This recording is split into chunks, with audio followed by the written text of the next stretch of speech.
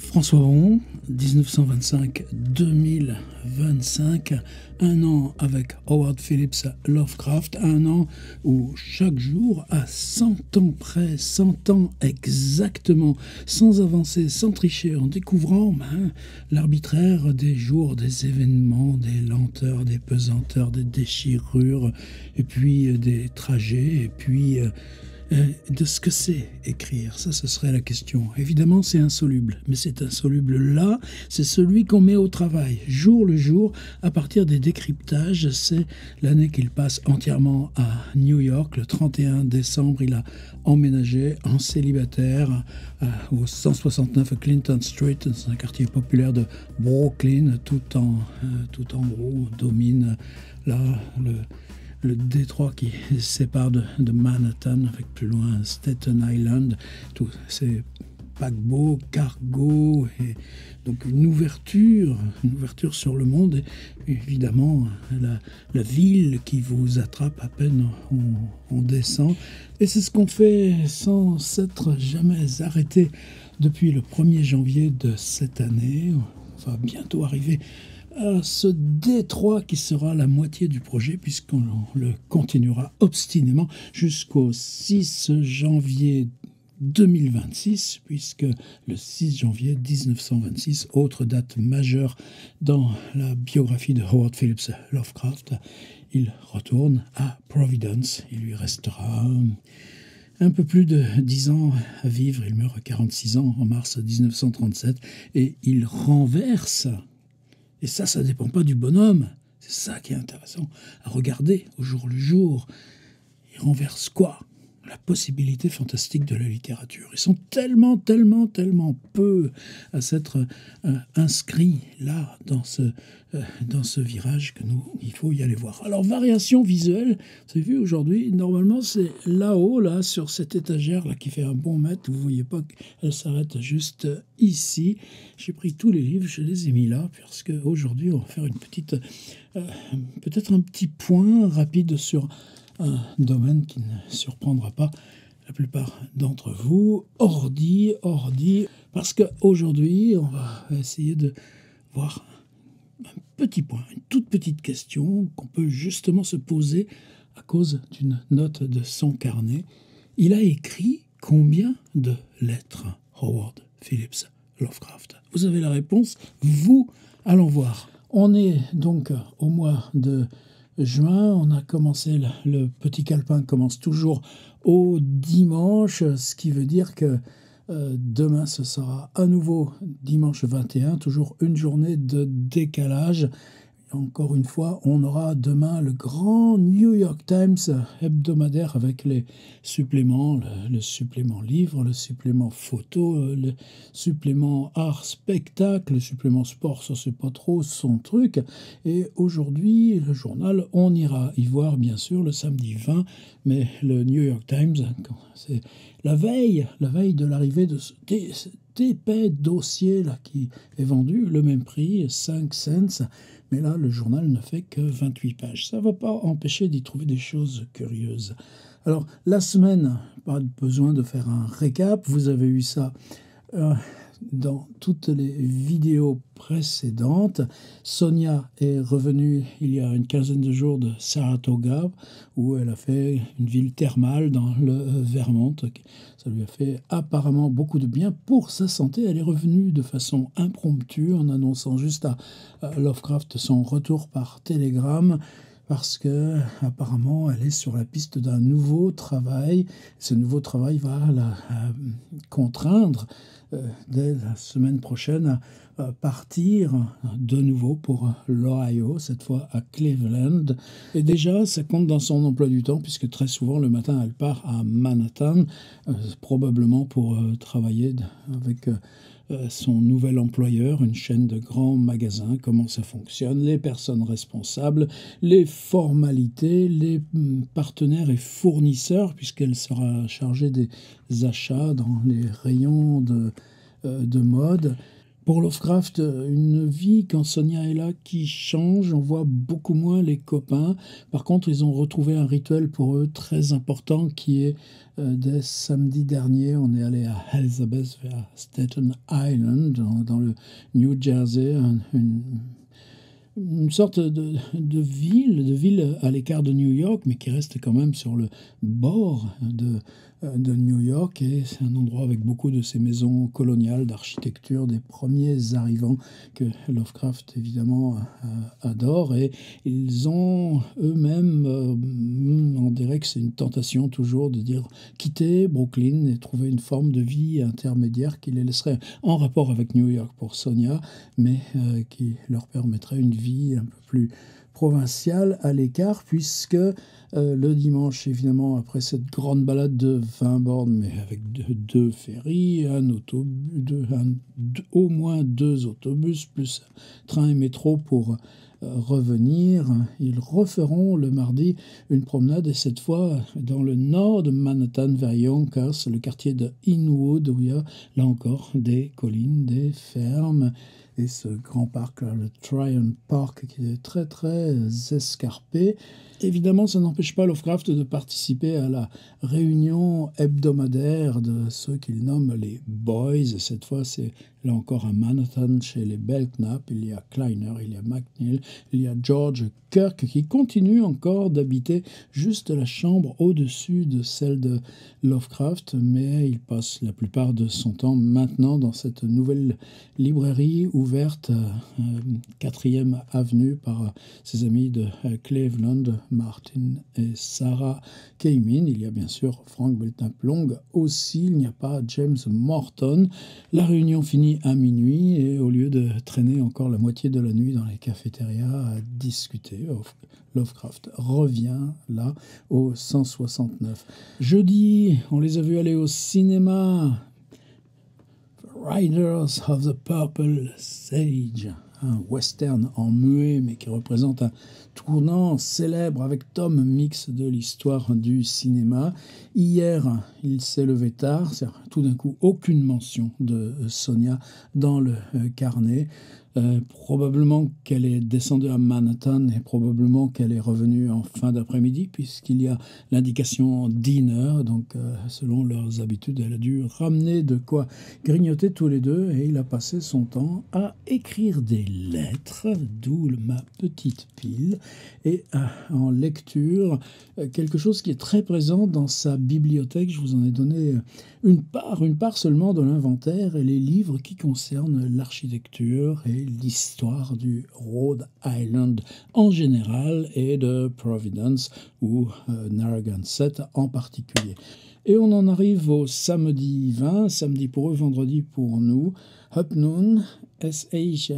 Sonia Haffikin Green, épouse Lovecraft. Mais c'est toujours ça, c'est une espèce d'initiale ritualisée dans ce carnet, et dans la correspondance à ses deux tantes, Liliane et Annie, puisque vous voyez, ça aussi, obligé de le répéter chaque fois. Cette semaine, il a écrit, là, il a déplié le carnet sur 4 journées pour sa tante Annie, et là, il a déplié le carnet sur 5 journées, 5 barres obliques pour sa tante Liliane. Et ça fait partie des lettres qui sont perdues. On ne retrouvera une lettre à Liliane que là, le 6 juillet, c'est seulement là qu'on pourra recommencer à s'appuyer sur ces lettres. Alors, Sonia live on business, c'est-à-dire qu'elle part à Manhattan pour ces questions-là de travail, rencontrer des fournisseurs probablement pour sa future installation à Cleveland, et probablement aussi qu'elle n'attend pas midi pour partir à Manhattan. Donc probablement que Sonia, là il faut interpréter Sonia live on business, Sonia est partie pour ses rendez-vous, et moi tranquillement je me suis levé à midi. Mais il y a ce mot que je ne pense pas avoir vu jusqu'ici dans l'agenda, c'est l'adverbe continuously. Et c'est write continuously. Je me lève à midi et j'écris sans arrêt. J'écris sans arrêter. Cleaning up correspondence. Je mets ma correspondance à jour. Or, wrote letters, il y est passé là. Ici, on avait write, mais on sait bien qu'en ce moment, et surtout quand il y a Sonia, il ne part pas dans la fiction. On n'a pas de chantier de fiction. Ça va revenir. On le sait quand il écrit de la fiction. Par contre, en fonction de ses lectures, on pense, en tout cas, je pense qu'il prend à mesure beaucoup de notes sur des livres qu'il lit qui concernent l'essai qu'il finalisera en 1927, Épouvante et surnaturel dans la littérature. Ça, quand il y a ce mot write, il est là intransitif, mais probablement c'est encore les lettres. D'où notre exploration d'aujourd'hui. Et ça, c'est pas la première fois qu'on en parle, le fait qu'écrire pour Lovecraft des lettres, il n'y a pas de changement de valeur, il n'y a pas de hiérarchie entre l'écriture lettre et l'écriture fiction, même si l'intersection écriture-lettre et écriture-fiction, elle est évidemment limitée. Alors que l'écriture essai, combien de fois des choses qu'il développe dans des articles sont nées dans les grandes improvisations des lettres. La fiction est quelque chose d'extrêmement tenu.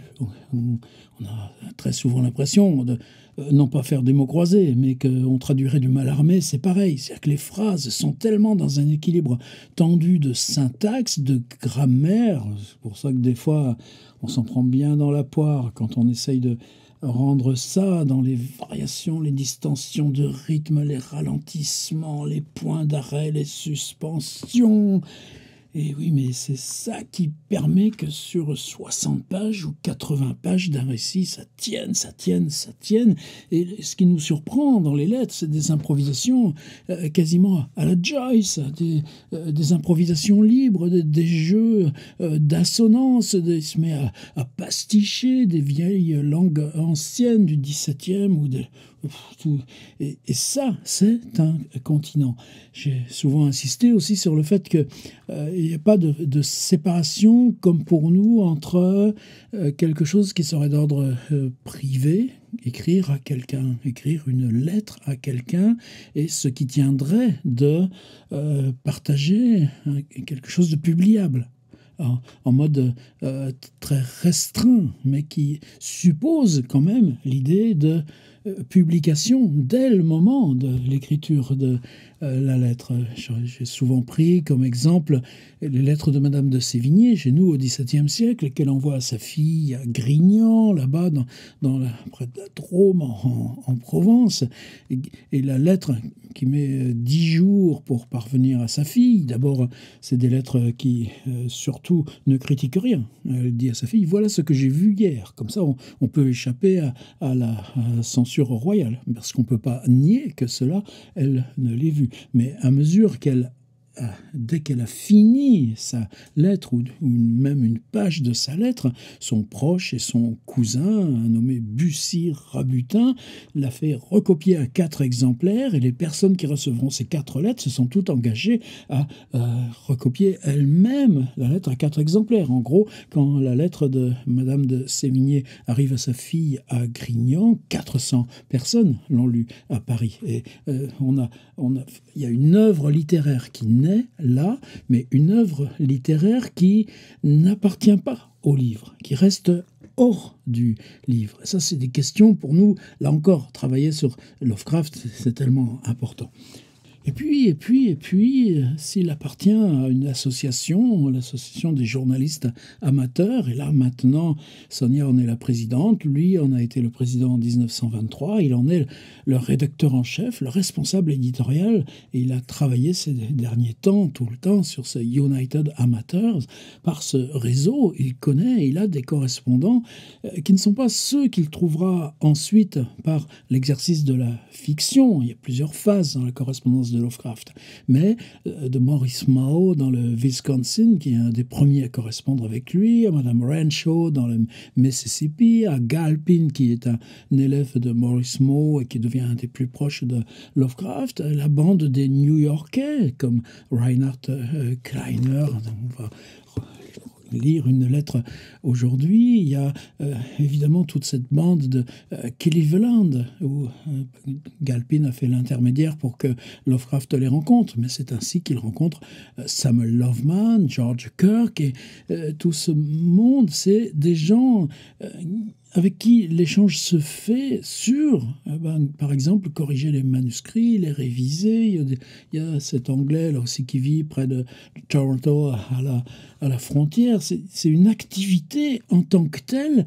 alors même que pour Lovecraft, se rendre dans le Wisconsin en 1920, mais ce serait incroyable. Alors plus tard, il deviendra ce voyageur pour nous descendre 3 fois dans le sud. Une fois, il fait un voyage pour aller jusqu'à Mobile, dans le golfe qui s'appelle toujours golfe du Mexique, mais il va faire 2 voyages en Floride, il va faire des voyages en Virginie pour aller explorer des grottes. Il s'en va pas vers l'intérieur des États-Unis, mais il va monter 2 fois séjourner dans la ville de Québec. Il y a aussi toute son exploration pendant 4 mois du Vermont. Et ça, dans la correspondance, est-ce qu'on prend le temps d'écrire des lettres de 20 pages? Non. Oui, mais au retour, il faut qu'il raconte. Et le raconter à plusieurs correspondants. On va raconter ça à Maurice Mao, mais on va raconter ça aussi à Robert Howard, etc. Et on va reprendre des éléments. Mais quand on écrit en fonction du destinataire, c'est qu'on va reprendre le même voyage, comme son voyage là, récemment, la journée d'excursion à Washington, qui publie... c'est une suite de lettres de 20 pages qui se démultiplient, mais qui chaque fois prennent des variations, des inventions, et qui en même temps deviennent pour Lovecraft une ressource solide, fixe, pour des textes qu'il stocke pour en faire là ces projets là de guide, de travelogue. Donc c'est un atelier d'écriture, ne galvaudons pas le mot, mais c'est pour de vrai un laboratoire où la liberté d'écrire à ses correspondants va permettre de catalyser ce qui sera là où il va marcher pour avancer, lui, dans son écriture. Et à mesure qu'il publie dans Weird Tales, la correspondance s'oriente vers d'autres écrivains. Robert Howard, par exemple, qui vit dans le Texas. C'est un échange, là, 2 gros tomes qui est énorme, des plus solides, parce qu'on parle politique, on parle évidemment littérature, on parle des lois d'écriture du texte. Et puis il y a cette dernière phase, il y a aussi Clark Ashton Smith en Californie, c'est là aussi, hop là, il est juste en bas de ma pile, mais tout ça on va regarder de près. Puis à mesure qu'il avance, qu'il devient respecté maintenant en tant qu'auteur de fiction, il y a toute cette génération de jeunes auteurs qui viennent à lui comme un maître, non, mais pour dire l'importance que Lovecraft a pour eux. Ce sera le premier, sera August Derleth, qui va être en concurrence avec Barlow, en gros, pour cette espèce de statut d'exécuteur testamentaire. La relation entre les deux va être très concurrentielle et pas très pacifiée. Mais autour de Derleth, c'est des gens comme Robert Bloch. Et là, on en a. Et cette correspondance-là sera encore plus intéressante encore plus intéressante, c'est pas ça. Elle sera dans un autre déploiement parce que ça parlera beaucoup plus de l'écriture de fiction. Écrire continuellement, est-ce qu'on peut passer une journée entière à écrire des lettres ? Et qu'est-ce que ça veut dire mettre à jour la correspondance? Alors nous on le sait. Là, tout à l'heure je prenais ma boîte email, au lieu de le mettre par ordre de réception, je clique sur qui sont les destinataires, et puis tu as une suite de trucs OVH là pour le site web, tu as les trucs Squarespace là pour les ventes de bouquins, tu as les trucs comme ça, et donc la boîte de réception elle était énorme, donc tu cherches un truc, tu le trouves plus, mais tu envoies ce qui concerne les ateliers d'écriture, ce qui concerne les abonnés à Lirez-vous, ce qui concerne ceux qui participent là aux recherches Lovecraft, et ça fait du bien de faire du tri. Donc ce cleaning up correspondence, nous aussi, on peut savoir. Alors, je voulais juste, on va se débarrasser de ma grosse pile là, parce que Alors, par exemple, là, les lettres à New York, ça date de 2003. Alors, c'est toujours Esti Yoshi et David Schultz. Et là, moi, ce livre-là, c'est ce qui m'a fait entrer, là, comme une poussée dans le dos formidable vers ce petit agenda, c'est-à-dire découvrir comment avait été dense et remuante l'année passée à New York et très très loin des clichés qu'on se fait. Je vais les lancer à l'arrière, tous mes livres, mais attention, hein, j'en prends soin. Et en 2016, là, ouf, toujours Yoshi et Schultz, on va le répéter autant de fois qu'il faudra, Let Us the Family, donc qui reprend par exemple pour la période New York toutes les lettres conservées à Lillian et Annie Gamwell, mais là c'est comme si on avait ce journal intime, c'est pas la question, le mot c'est pas ça, c'est journal d'écrivain.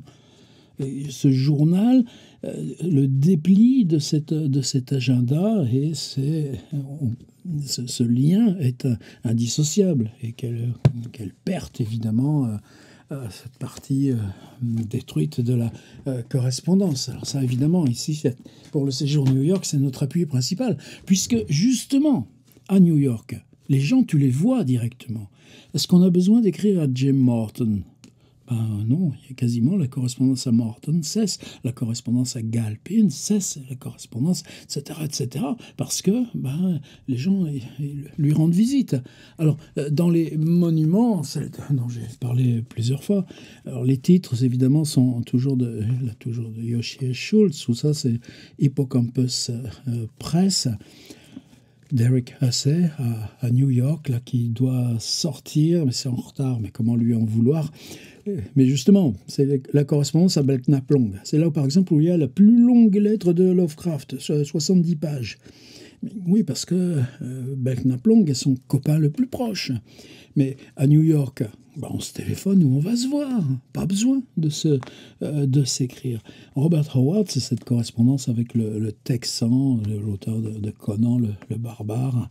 Lovecraft lui fait le sermon sur son alcoolisme. On discute beaucoup politique dans le contexte là, du début de l'hitlérisme et de cette période d'après Grande Dépression. C'est des vies qui sont extrêmement difficiles, mais on s'envoie 20 pages. Et puis l'autre répond par 20 pages. Et on se renvoie 30 pages. Et l'autre répond par 30 pages. C'est un monument. Là, s'il y a une correspondance qui devrait bien être traduite, c'est celle-ci. Je ne sais même pas si c'est pas en cours, je l'espère. Puis voilà la suite. Alors Morris Moore dans le Wisconsin. Mais voyez l'épaisseur. Tiens, c'est joli, ça fait du petit bruit. On en a 600 pages. Et à chaque fois, Yoshi et Schultz, c'est formidable comme outil de travail. Moi, c'est indispensable parce qu'on a les index, des index extrêmement précis. Alors, historiquement, on a ce qui s'appelle les Selected Letters. Et ça, c'est grâce à Darleth qui avait commencé. Je crois que c'était le début aussi du grand travail de Esti Yoshi sur les lettres de Lovecraft. On a 5 tomes. Alors, quand vous voyez Selected Letters, il y a eu, je crois, un tome, peut-être 2, qui ont été, c'est-à-dire une anthologie de l'anthologie, en gros, qui a été reprise dans les années 70 aux éditions Bourgois. Moi, j'ai jamais pu les trouver. Mais les Selected Letters, c'est aussi devenu, les 5 tomes, quelque chose de quasi introuvable. Alors, vous trouvez sur eBay, mais à des prix faramineux. Par contre, moi je peux vous les envoyer en PDF. J'ai des versions numériques. Et est-ce que c'est déjà un outil formidable parce que c'est 930 lettres. Et c'est à partir de ce moment-là que Esti Yoshi se pose la question 930 lettres, on a déjà 5 volumes. Alors si on édite tout, il va nous falloir combien de volumes? Eh bien, la réponse, Yoshi la donne avec Hippocampus Press. C'est les lettres à Reinhard Kleiner, elles y sont. Là, j'ai les lettres à Alfred Galpin, c'est une première édition. Hippocampus Press nous a redonné une deuxième édition augmentée des lettres à Galpin avec quelques autres correspondants de la même époque. Là, j'ai, sous ce magnifique titre, Essential Solitude. Solitude essentielle, l'ensemble de la correspondance 1932, 1937, 1926 à 1937, un peu plus de 10 ans de correspondance avec ce jeune type qui vit à côté, à Madison, Wisconsin, enfin vraiment une autre commune, mais juste tout au bord. On peut toujours visiter sa maison. Julien Gracq, quand il a été accueilli à Madison, Wisconsin, Derleth était encore vivant. Julien Gracq était allé passer une journée avec lui. Je pense qu'il s'est un peu demandé pourquoi on l'envoyait rendre visite à Auguste Derleth, mais visiblement, ça a été un très très bon souvenir pour Gracq. Alors, est-ce que c'est vous savez le rôle de Derleth après la mort, à partir de justement de la fin de la Seconde Guerre mondiale. Derleth, c'est celui qui fabrique les premières éditions, les premières anthologies, les premières compiles, et permet à l'œuvre de Lovecraft de devenir livre. Et deuxième étage qui rend ça possible, c'est qu'il s'appuie sur le fait que Lovecraft ait repris des cosmologies à Dunsany, à Arthur Machen, pour proposer à tous ces jeunes auteurs de se ressaisir, évidemment, du mythe de Cthulhu en premier lieu, ou des mythologies des anciens et des grands anciens de Howard Phillips Lovecraft, et fait que l'œuvre de Lovecraft devient vivante parce qu'elle éclate là en système d'ondes dans toutes ces productions de jeunes auteurs qui sont très très inégales, mais c'est pas la question. Et quand on lit la correspondance avec August Derleth, c'est un rôle complètement central, complètement essentiel, et pourtant, j'allais dire, on s'ennuie un peu. Pourquoi on s'ennuie un peu? Parce que c'est rempli de trucs sur les démarches, sur les manuscrits, sur les trucs, sur les revues, sur les trucs. C'est un des paradoxes par rapport à des blocs de correspondance. Je vais extraire le Clark Ashton Smith.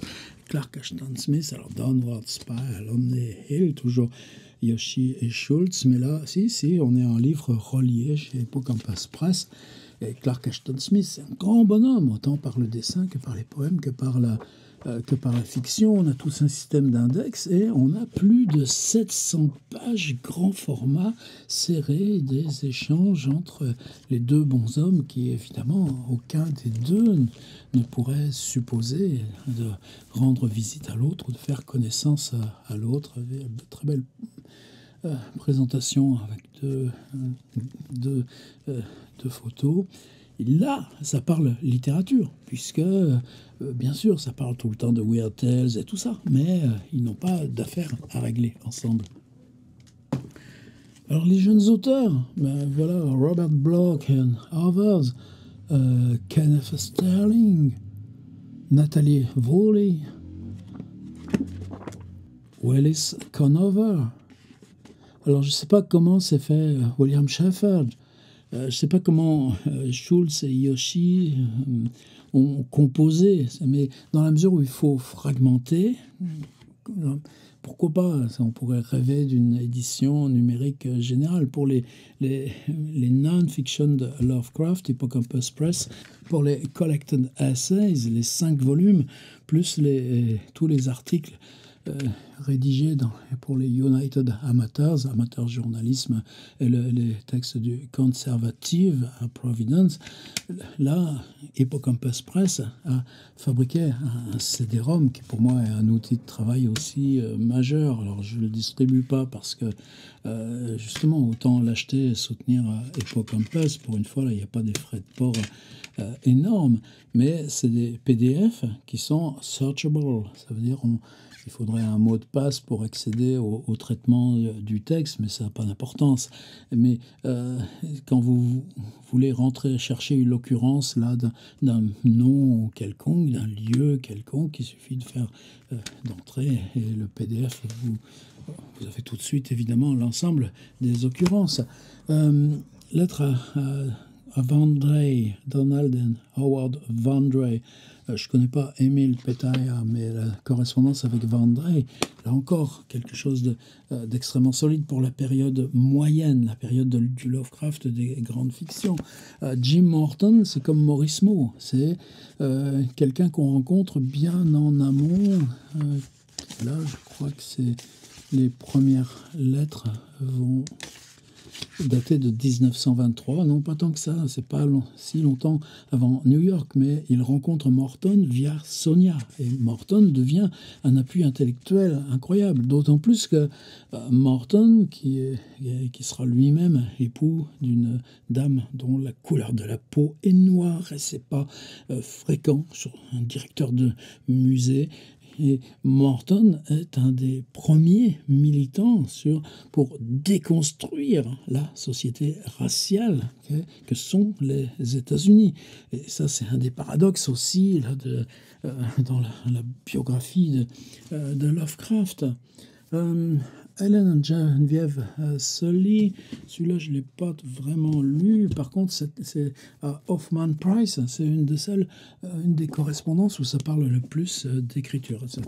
Idem Elizabeth Tolridge, Anne-Terry Renshaw, et là c'est tous les trucs là, sur la composition littéraire. Voilà la version reprise des lettres à Galpin et augmentée, et ce livre qui là n'est pas chez Hippocampus mais édité à Tampa, c'est l'ensemble des lettres et cartes écrites à l'attention des échanges avec Robert Barlow. Voilà en gros un petit tour du propriétaire. Pourquoi je veux dire ça?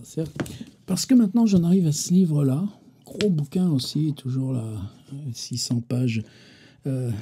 Et là, c'est Yoshi Solo, toujours chez Hippocampus Press, avec d'un côté Hasty Yoshi, de l'autre côté Howard Phillips Lovecraft. C'est l'ensemble des essais qu'a consacré Yoshi à Lovecraft. Par exemple, sur l'écriture autobiographique et les documents autobiographiques dont on dispose. Par exemple, sur comment Lovecraft a composé sa bibliothèque, sur les sources, par exemple, pour Mountains of Madness, ou les différentes versions de cette période en 1928 où c'était dit, là, j'écris plus pour Weird Tales, j'écris pour moi, je fais de l'écriture comme expérience, et on a un texte qui s'appelle Le Livre, The Book. On a un chapitre qui est pas, je pense, qui est un petit peu dépassé maintenant par le travail collectif, et même celui qu'on mène ici sur Lovecraft et les films de son époque. Et c'est les questions philosophiques de Lovecraft. Lovecraft et la religion, Lovecraft et le matérialisme. C'est un outil de travail, là encore, auquel je reviens constamment. Celui-là, on l'a en version numérique aussi, ce qui est encore mieux. Et dans ce chapitre sur la correspondance de Lovecraft, lui, il s'interroge. C'est-à-dire, on a, dans les Selected Letters, donc les 5 tomes, on a 930 lettres. Lui, il dit, on a de façon sûre connaissance, c'est daté, maintenant ça a été révisé, de 10 000 lettres. La première biographie de Lovecraft, maintenant totalement obsolète, mais c'était très généreux. C'est un gars qui s'appelait Sprague de Caen. Et on la trouve toujours, cette...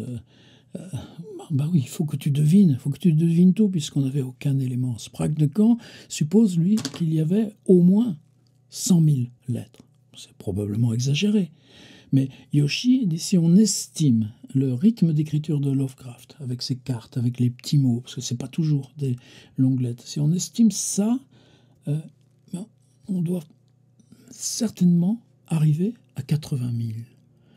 Et bon, je n'irai pas autant. Je dirais que si on en a 10 000 d'avérés, il est probable aussi que dans les périodes de fiction, dans les périodes de voyage, Lovecraft écrit beaucoup moins, évidemment, de lettres. Donc je pense que c'est un chiffre qu'on ne peut pas extrapoler de cette façon.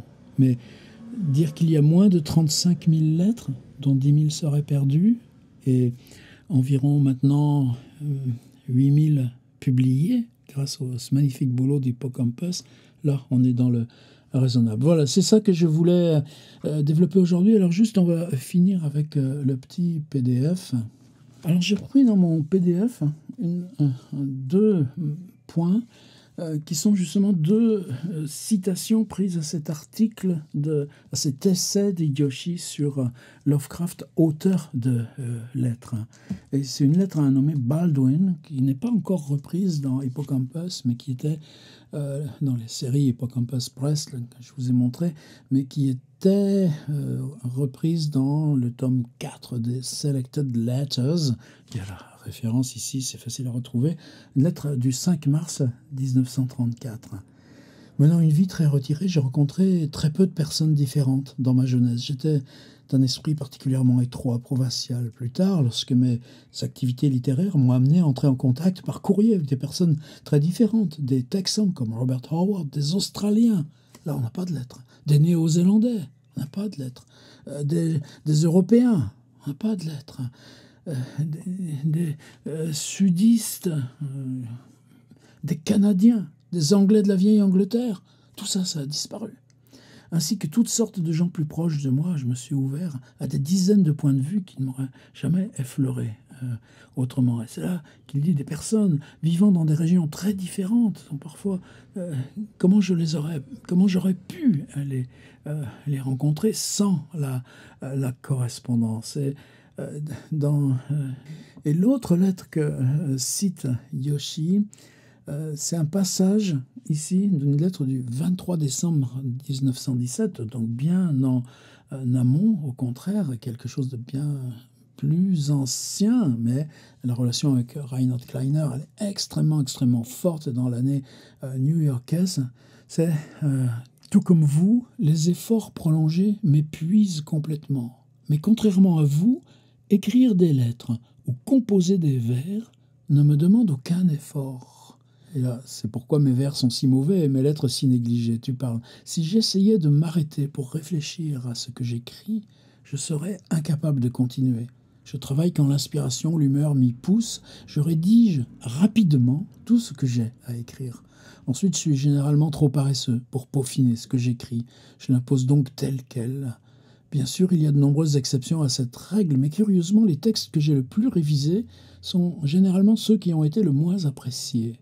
Il y a toujours un couplet vague qui flotte dans ma tête. Une fois que je l'ai couché sur le papier, d'autres semblent suivre naturellement tant que je reste dans le domaine familier de l'époque du roi George, cette époque régence là, le chirurgien. Il appelle ça, je n'ai jamais trouvé le bon mot qu'il faudrait pour un équivalent français, mais tout mon intérêt semble se concentrer sur le XVIIIe siècle. C'est-à-dire qu'il écrit là, dans la langue du XVIIIe. Et il y a cette phrase-là qui est pour moi totalement extraordinaire.